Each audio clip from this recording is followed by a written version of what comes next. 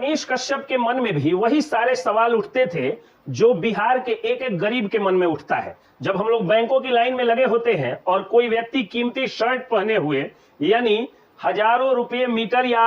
2000, 4000, 5000 रुपए वाला कोई शर्ट पहन के आता है, कोई टी शर्ट पहन के आता है, कोई हाथ में सोने का ब्रासलेट पहन के आता है, कोई सोने का मोटा सा चेन पहन करके आता है और आकर के जब दर्जनों लोग लाइन में बैंक के खड़े होते हैं और वह व्यक्ति बैंक के पीछे से काउंटर में घुसता है या सीधे मैनेजर के पास बैठता है, बैठ के बैग से अटैची से लाखों रुपए का बैग या अटैची निकालता है और लाल किताब उसकी निकलती है और उस पर वो जो है वो दस्तखत करता है। बाकी सारा काम बैंक का अकाउंटेंट या बैंक का क्लर्क करता है। मैनेजर साहब अपने एसी कमरे में बिठा करके उसको चाय पिलाते हैं, कॉफी पिलाते हैं, पानी पिलाते हैं और उसका काम बैठे बैठे हो जाता है। और वहीं दर्जनों गरीब लोग जो लाइन में खड़े रहते हैं कि मेरा केवाईसी क्यों नहीं हो रहा है, मेरी निकासी क्यों नहीं हो रही है, मेरे चेक से पैसा क्यों नहीं निकल रहा है, मेरे चेक का डेट एक्सपायर हुआ तो नया चेक आया क्यों नहीं, मेरे एटीएम का पिन क्यों नहीं काम कर रहा है, मेरा डिमांड ड्राफ्ट क्यों नहीं बन रहा है, मैंने जो सरकारी काम के एवज में जो मैं पैसा जमा करने आया हूं उसकी जल्दी पर्ची क्यों नहीं मिल रही है,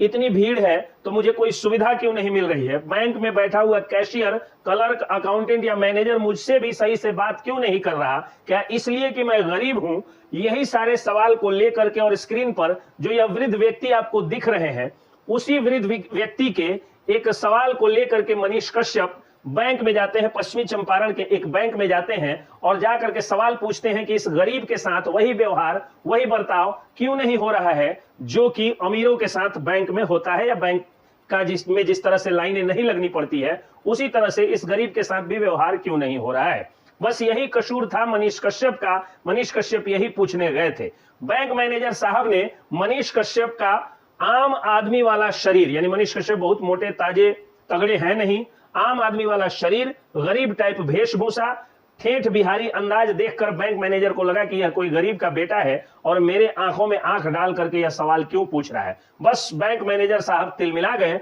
और धारा 353 सरकारी काम में बाधा डालने वाली जो धारा है, जो अक्सर आम आदमियों के ऊपर या सैकड़ों बिहार के सामाजिक कार्यकर्ताओं और पत्रकारों के ऊपर जो सरकारी अफसरानों के द्वारा और तानाशाही मानसिकता से भरे